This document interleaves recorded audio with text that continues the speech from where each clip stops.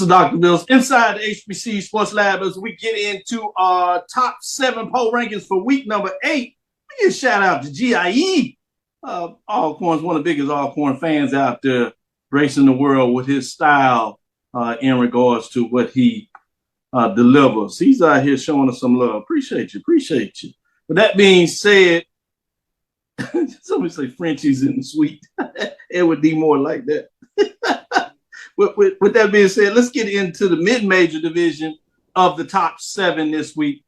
Not a lot of changes in terms of teams dropping out or jumping into it, but we do have some changes of what took place, as you imagine. Kind of led off with that with Virginia State taking the L, one that was not expected. So it'll be interesting to see just how far they fall and see if y'all agree with it or not. So nobody dropped out this week, as we said. Those receiving votes are Tuskegee Golden Tigers, 6-2, 5-1.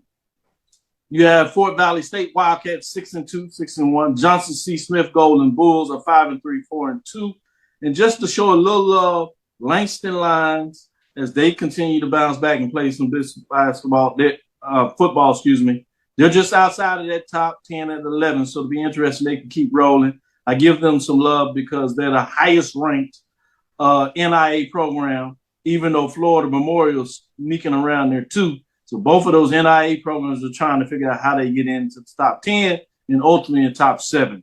With that being said, let's get into the top 7. At number 7 this week, Edward Waters Tigers, 5-3, 5-2, coming off another big win, second win, if you would, driving down the field to get it done.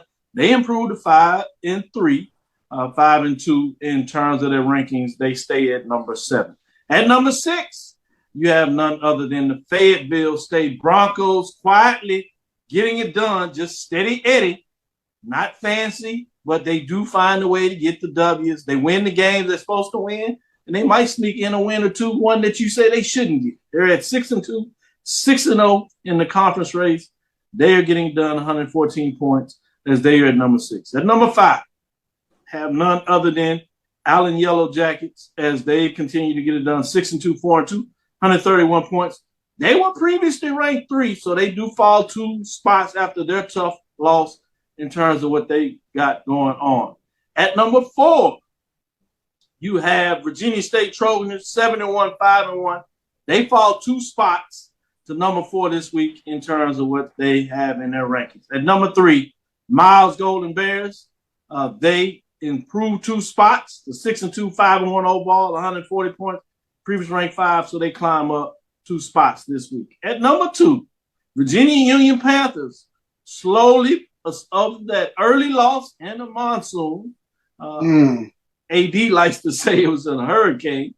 They have crept all the way up to number 2, 7-1, 5-1.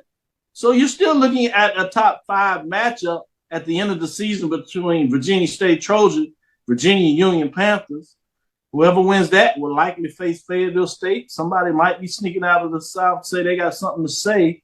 But a lot of people says it doesn't matter. It's going to be about the Northern Division. This time it's going to be out of Virginia. We'll see if that happens. Virginia Union, at the end of the day, jumps up 2 spots as they get it done. Number 1 shouldn't surprise you. That's the Benedict Tigers, 8-0, 6-0. They do get all 9 first-place votes, 190 points, as they're the lone perfect HBCU program, regardless of division, regardless of the division making, whether mid-major, major division, as they would say. They are number 1, unanimous number 1 in week number 8, holding it down as they continue to run and get it done. 8-0, 6-0 in the conference race. What do you think in terms of the rankings this week, Charles? Raise your hands if you thought you were going to have a 7 versus 5 matchup with Edward Waters versus Allen this weekend. I can't say enough about Edward Waters. The Cardiac Cats, they do it again, down 17 points, claw their way back and get a big win over Albany State. Very deserving of being in your top 7 now. Thank you. You talking about being exciting about what they get it done. You talking about those fans. That had to be magical. Watching those that maybe have traveled to Tuskegee and saw that for homecoming. They had their hands full, but if not, they watched it right here at BCSN.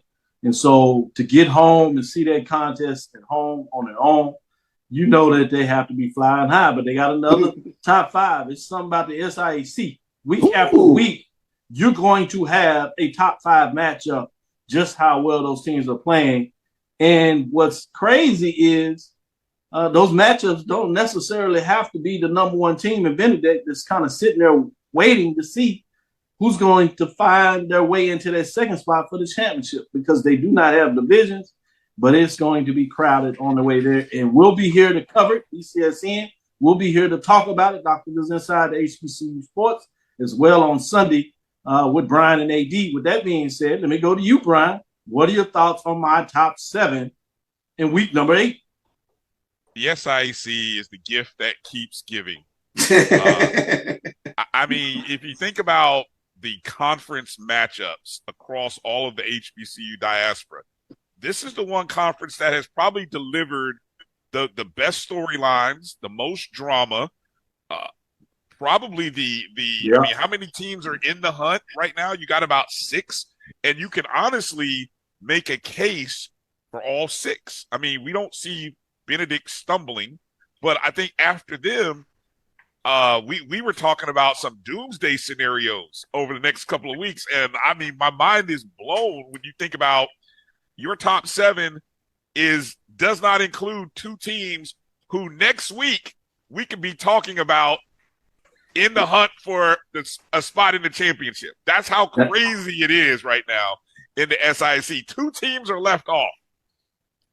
The gift that keeps giving, man. 2 good teams, 6-1 and 5-1. Yes, exactly. 2 teams that only have 1 loss in conference. That's how amazing and this season has been. This is one of those years where, you know, somebody can put the documentary together on the SIC and you would actually get a bowl of popcorn and just enjoy watching it. I mean, the story is still going to be written, but I mean, man, so far it's juicy.